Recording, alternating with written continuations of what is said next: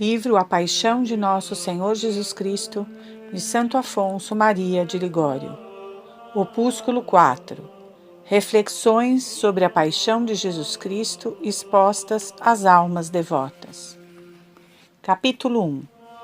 Reflexões gerais sobre a paixão de Jesus Cristo. Meu livro. 1.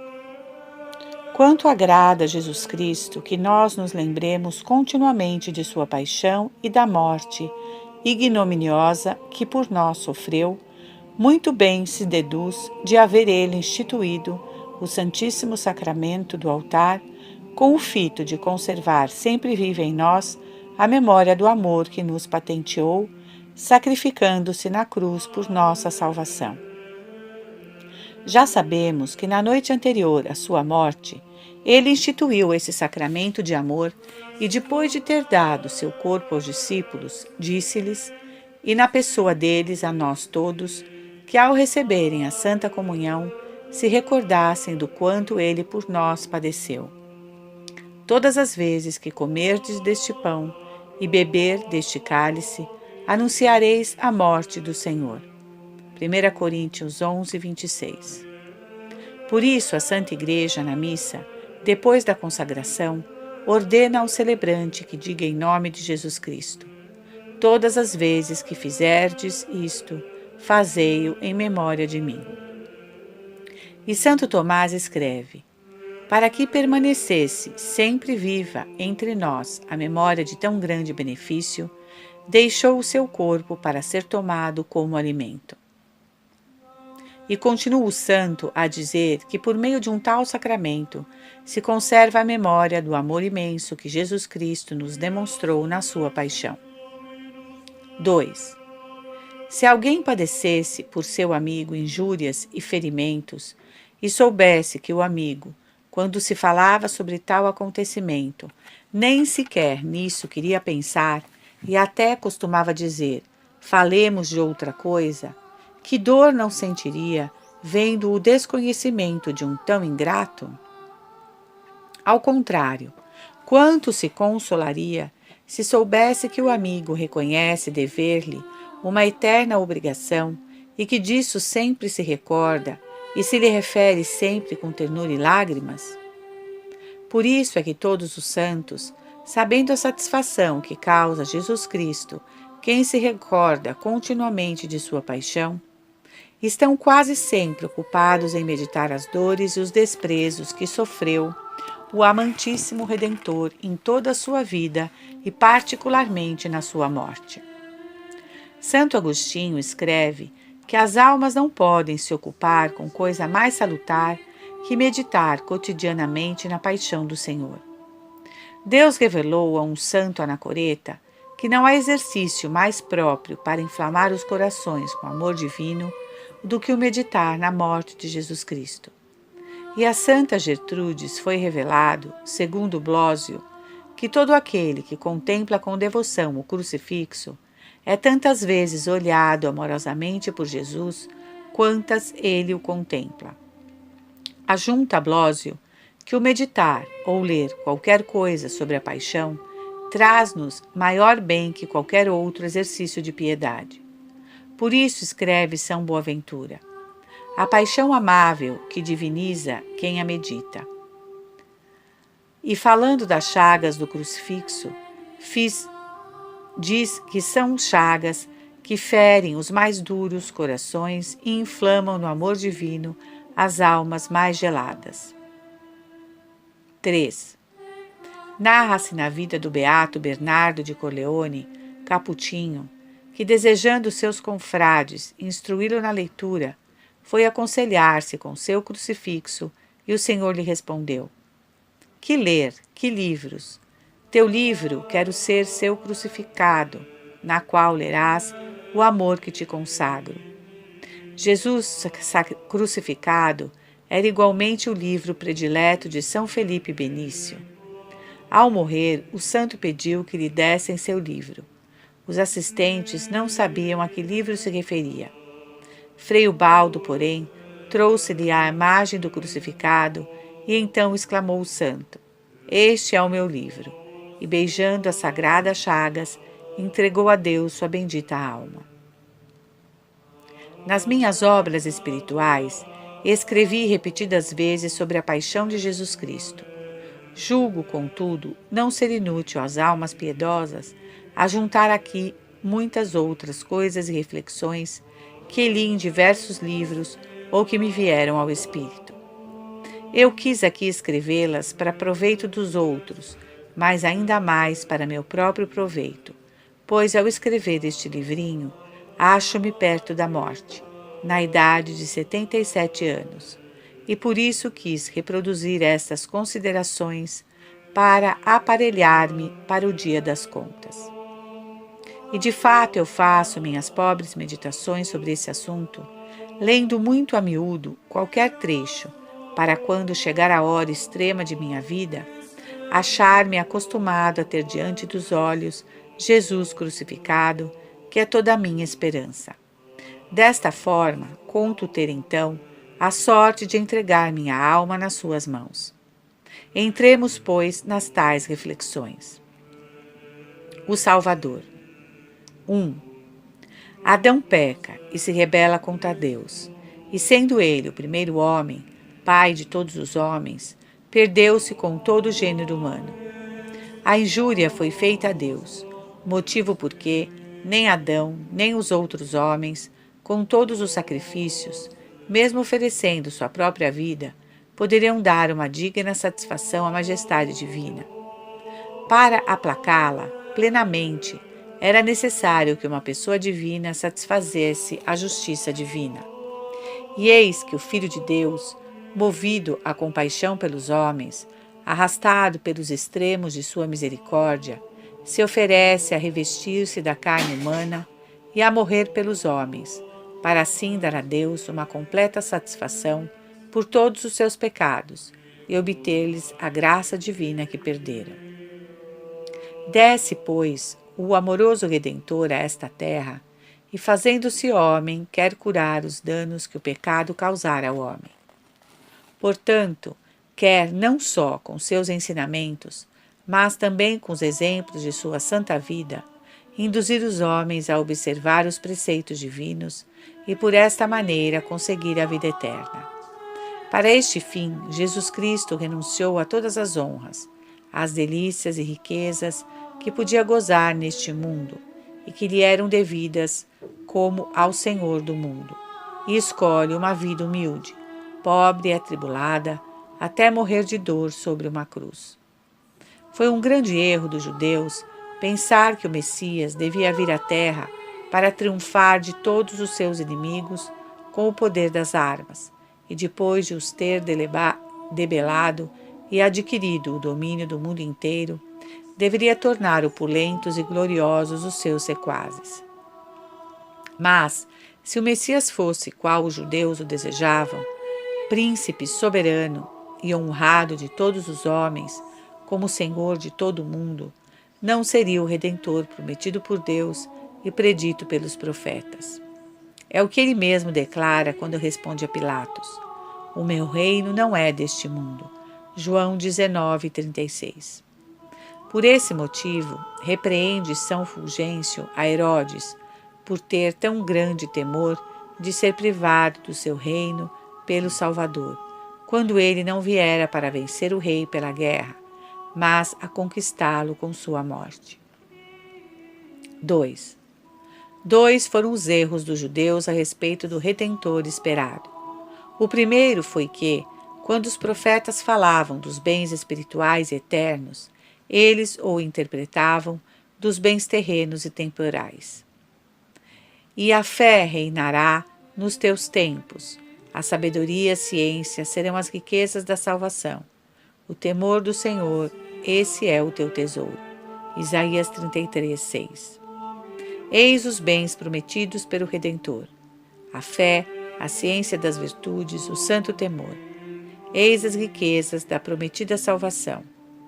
Além disso, promete que dará remédio aos penitentes, perdão aos pecadores, liberdade aos cativos dos demônios. Enviou-me para evangelizar os mansos, para curar os contritos de coração e pregar remissão aos cativos, e soltura aos encarcerados. Isaías 61:1.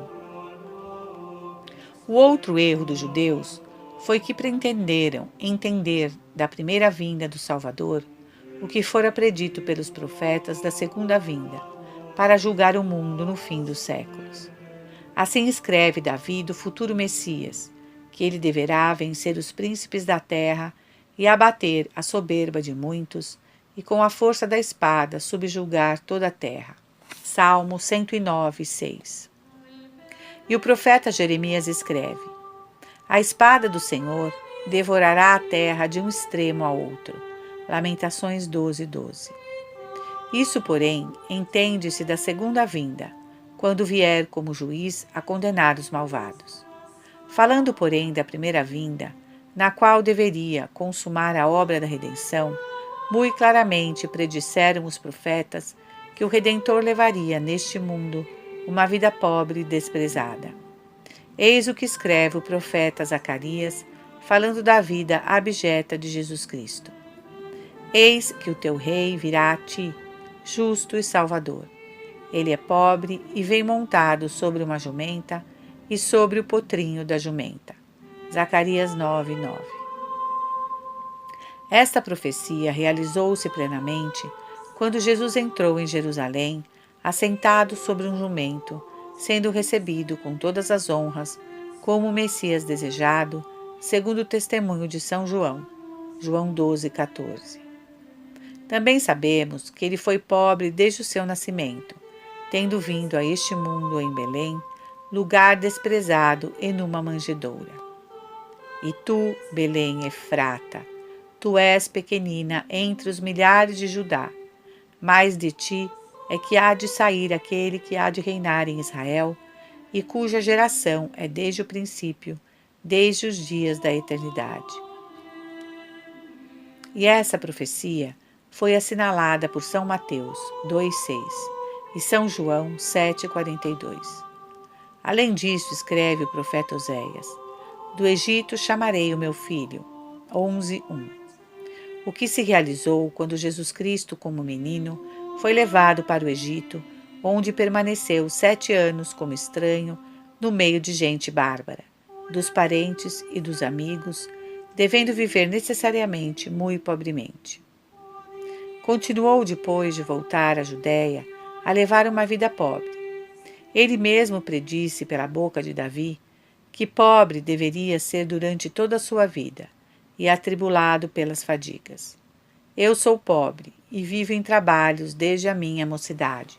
Salmo 87:16. A expiação. 1. Deus não podia ver plenamente satisfeita a sua justiça com os sacrifícios oferecidos pelos homens, mesmo sacrificando-lhe suas vidas, e por isso dispôs que seu próprio Filho tomasse um corpo humano e fosse a digna vítima que o reconciliasse com os homens e lhes obtivesse a salvação. Não quiseste hóstia nem oblação, mas tu me formaste um corpo. Hebreus 10:5. E o Filho unigênito se ofereceu voluntariamente a sacrificar-se por nós e desceu à terra para completar o sacrifício com sua morte e assim realizar a redenção do homem. Eis aqui venho para fazer, ó Deus, a tua vontade, como está escrito de mim no princípio do livro. Hebreus 10:7. Pergunta o Senhor, referindo-se ao pecador: Que importará que eu vos fira de novo? Isaías 1:5. Isso, dizia Deus, para nos dar a entender que, por mais que punisse os seus ofensores, suas penas não seriam suficientes para reparar a sua honra ultrajada, e por isso enviou seu próprio Filho a satisfazer pelos pecados dos homens, visto que ele podia dar uma digna reparação à justiça divina. Depois declarou por Isaías, falando de Jesus feito vítima, para expiar nossas culpas: Eu o feri por causa dos crimes de meu povo. Isaías 53:8. E não se contentou com uma pequena satisfação, mas quis vê-lo abatido pelos tormentos. E o Senhor quis quebrantá-lo na sua enfermidade. Isaías 53:10. Ó meu Jesus, ó vítima de amor, consumida de dores na cruz para pagar os meus pecados. Desejaria morrer de dor, pensando quantas vezes vos tenho desprezado, depois de tanto me haverdes amado. Não permitais que eu continue a viver tão ingrato a tão grande bondade. Atraí-me todo a vós. Fazei-o pelos merecimentos desse sangue que derramastes por mim. Quando o Verbo Divino se ofereceu para remir os homens, de duas maneiras se podia fazer esta redenção. Uma por meio do gozo e da glória, outra das penas e dos vitupérios. Ele, porém, que com sua vinda não só pretendia livrar o homem da morte eterna, mas também ganhar a si o amor de todos os corações humanos, repeliu o caminho do gozo e da glória e escolheu o das penas e dos vitupérios. Hebreus 10:34. A fim, portanto, de satisfazer por nós a justiça divina e juntamente para inflamar-nos com seu santo amor, quis, qual criminoso, sobrecarregar-se de todas as nossas culpas e, morrendo sobre uma cruz, obter-nos a graça e a vida feliz. É justamente o que exprime Isaías quando afirma: verdadeiramente, ele foi o que tomou sobre si as nossas fraquezas, e ele mesmo carregou com as nossas dores. Isaías 53:4. 2. Disso encontram-se duas figuras claras no Antigo Testamento. A primeira era a cerimônia usada todos os anos do bode emissário, sobre o qual o sumo pontífice entendia impor todos os pecados do povo, e por isso todos, cumulando-o de maldições, o enxotavam para a floresta para servir aí de objeto à ira divina. Levíticos 16:5. Esse bode figurava nosso Redentor, que quis espontaneamente sobrecarregar-se com todas as maldições a nós devidas por nossos pecados. Gálatas 3:13. Feito por nós maldição, para nos obter as bênçãos divinas, e assim escreve o apóstolo em outro lugar. Aquele que desconhecia o pecado, fê-lo por nós, para que nós fôssemos feitos justiça de Deus nele. 2 Coríntios 5:21. Como explicam Santo Ambrósio e Santo Anselmo, aquele que era a mesma inocência, fê-lo pecado, revestiu-se com as vestes do pecador e quis tomar sobre si as penas devidas a nós pecadores, para nos obter o perdão e nos tornar justos aos olhos de Deus. A segunda figura do sacrifício que Jesus Cristo ofereceu por nós a seu eterno Pai na cruz foi a serpente de bronze, suspensa em um poste, que curava os hebreus mordidos pela serpente de fogo, quando para ela olhavam. Números 21:8. Assim escreve São João: como Moisés suspendeu a serpente no deserto, assim importa que seja levantado o Filho do Homem, para que todo que crê nele não pereça, mas tenha a vida eterna. João 3,14. À luz das profecias. 1. É preciso refletir que no capítulo 2 da Sabedoria está predita a morte ignominiosa de Jesus Cristo. Ainda que as palavras desse capítulo possam se referir à morte de qualquer homem justo, contudo, afirma Tertuliano, São Cipriano, São Jerônimo e muitos outros santos padres, que de modo especial quadram a morte de Cristo. Aí se diz no versículo 18: se realmente é o verdadeiro Filho de Deus, ele o amparará e o livrará das mãos dos contrários. Essas palavras correspondem perfeitamente ao que dizem os judeus quando Jesus estava na cruz. Confiou em Deus, livre-o agora, se o ama, pois disse que era filho de Deus. Mateus 27:43. Continua o sábio a dizer: façamos-lhe perguntas por meio de ultrajes e tormentos, e provemos a sua paciência. Condenemo-lo a uma morte a mais infame. Sabedoria 2:19 e 20. Os judeus escolheram para Jesus Cristo a morte da cruz, que era mais ignominiosa, para que seu nome ficasse para sempre aviltado e não fosse mais relembrado, segundo o outro testemunho de Jeremias. Ponhamos madeira no seu pão, exterminemo-lo da terra dos viventes, e não haja mais memória de seu nome. Jeremias 11:19. Ora, como podem dizer hoje em dia os judeus ser falso que Jesus fosse o Messias prometido, por ter sido arrebatado deste mundo por uma morte torpíssima, quando seus mesmos profetas haviam predito que ele deveria ter uma morte tão vil? 2. Jesus aceitou, porém, semelhante morte, porque morria para pagar os nossos pecados. Também por esse motivo, quis tal pecador ser circuncidado, ser resgatado quando foi apresentado ao templo, receber o batismo de penitência de São João.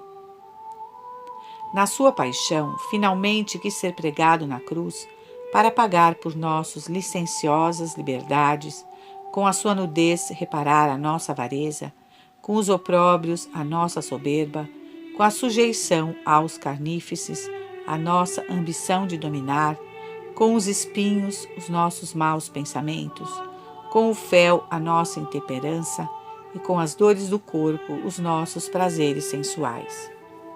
Deveríamos, por isso, continuamente agradecer com lágrimas de ternura ao Eterno Pai por ter entregue seu Filho inocente à morte para livrar-nos da morte eterna, o qual não poupou seu próprio Filho, mas entregou-o por todos nós.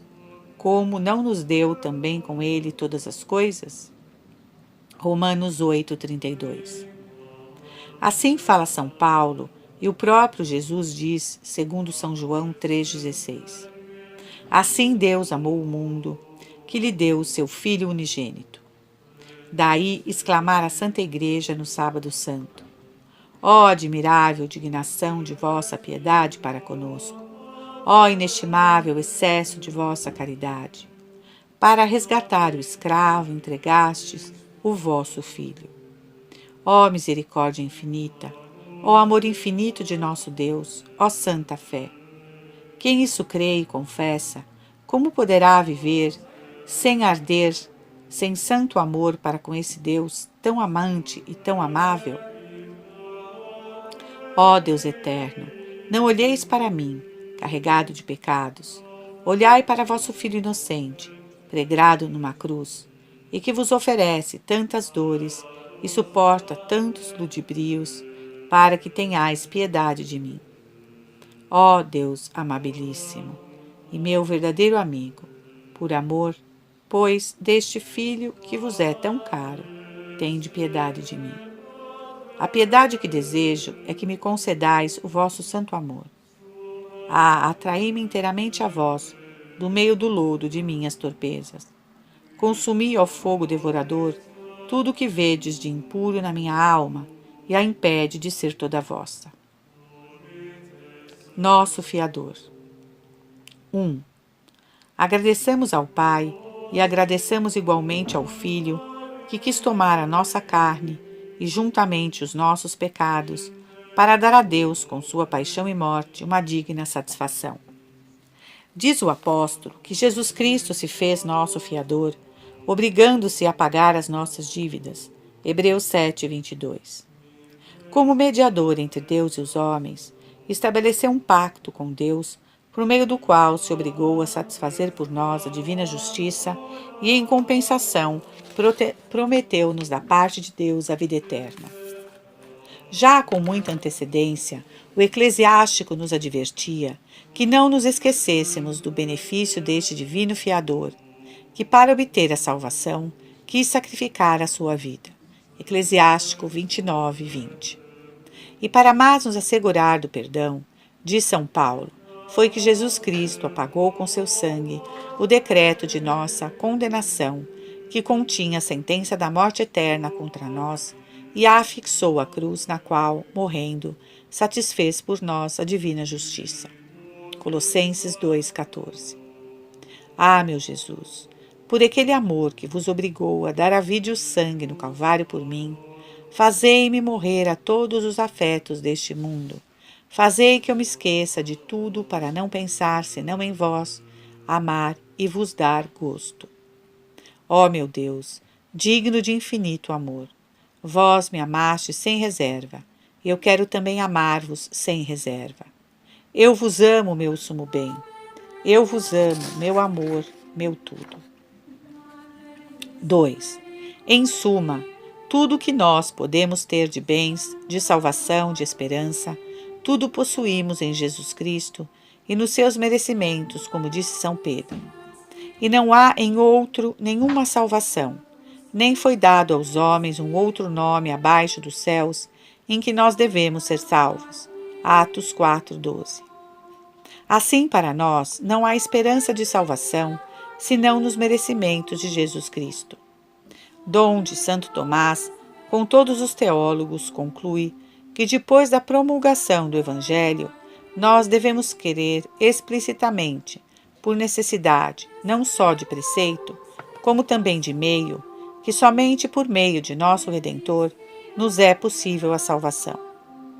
Todo o fundamento de nossa salvação está, portanto, na redenção humana do Verbo Divino operado na terra.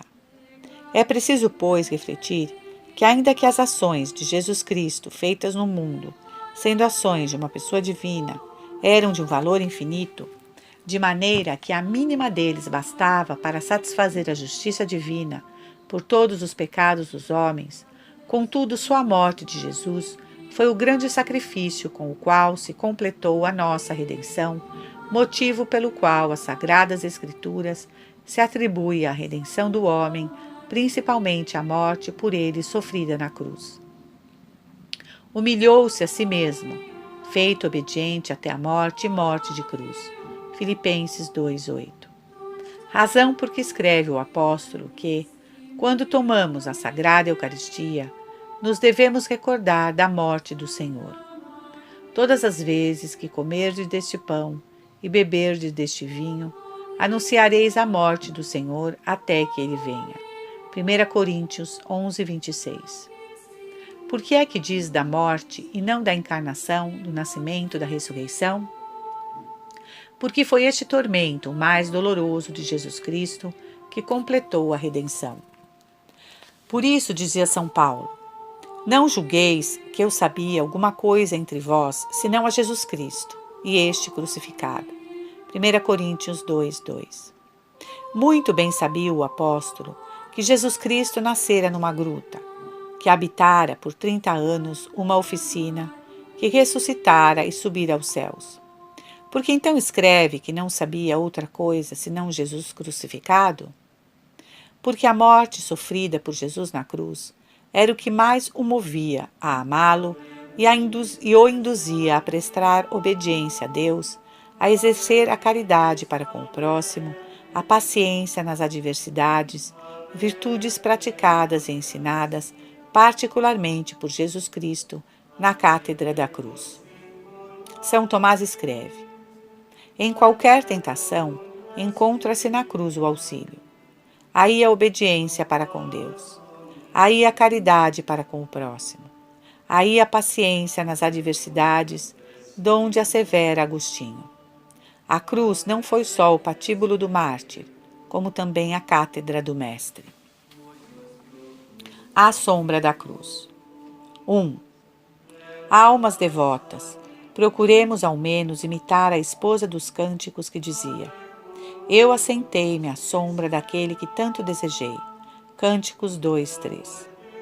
Oh, que doce repouso as almas que amam a Deus encontram nos tumultos deste mundo e nas tentações do inferno, e mesmo nos temores dos juízos de Deus, contemplando a sós, em silêncio, o nosso amado Redentor agonizando na cruz, gotejando seu sangue divino de todos os seus membros, já feridos e rasgados pelos açoites, pelos espinhos e pelos cravos.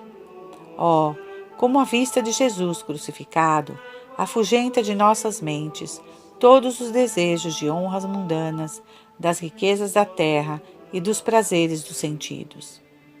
Daquela cruz emana uma vibração celeste que docemente nos despreende dos objetos terrenos e acende em nós um santo desejo de sofrer e morrer por amor daquele que quis sofrer tanto e morrer por amor de nós. Ó Deus, se Jesus Cristo não fosse o que Ele é, Filho de Deus e verdadeiro Deus, nosso Criador e Supremo Senhor, mas um simples homem, quem não sentiria compaixão vendo um jovem de nobre linhagem, inocente e santo, morrer à força de tormentos sobre um madeiro infame, para pagar não os seus delitos, mas os de seus mesmos inimigos, e assim libertá-los da morte em perspectiva? E como é possível que não ganhe os afetos de todos os corações, um Deus que morre num mar de desprezos e de dores por amor de suas criaturas? Como poderão essas criaturas amar outra coisa fora de Deus? Como pensar em outra coisa que em ser gratos para com este tão amante benfeitor? Ah, se conhecesses o mistério da cruz, disse Santo André ao tirano que queria induzi-lo a renegar a Jesus Cristo por ter Jesus se deixado crucificar como um malfeitor. Oh, se entendesses, tirano, o amor que Jesus Cristo te mostrou, querendo morrer na cruz para satisfazer por teus pecados e obter-te uma felicidade eterna, certamente não te empenharias em persuadir-me a renegá-lo. Pelo contrário, tu mesmo abandonarias tudo o que possuis e esperas nesta terra para comprazeres e contentares um Deus que tanto te amou. Assim já procederam tantos santos e tantos mártires que abandonaram tudo por Jesus Cristo. Que vergonha para nós!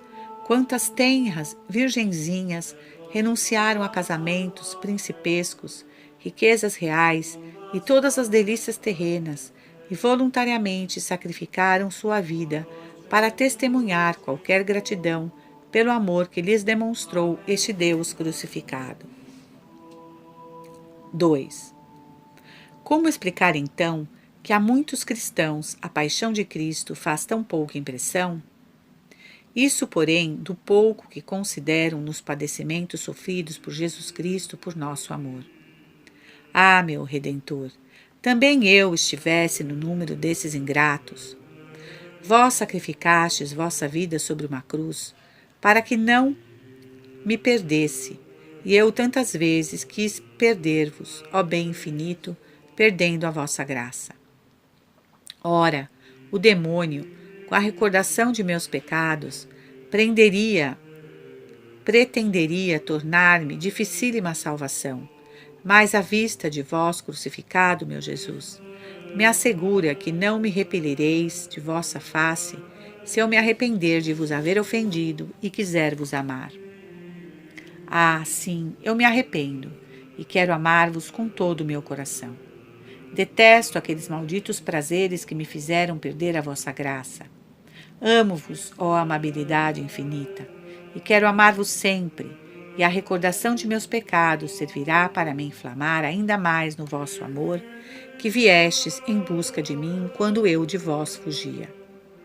Não quero mais separar-me de vós, nem deixar mais de vos amar, ó meu Jesus. Maria, refúgio dos pecadores, vós que tanto participastes das dores de vosso Filho na sua morte, aplicai-lhes que me perdoe e me conceda a graça de o amar.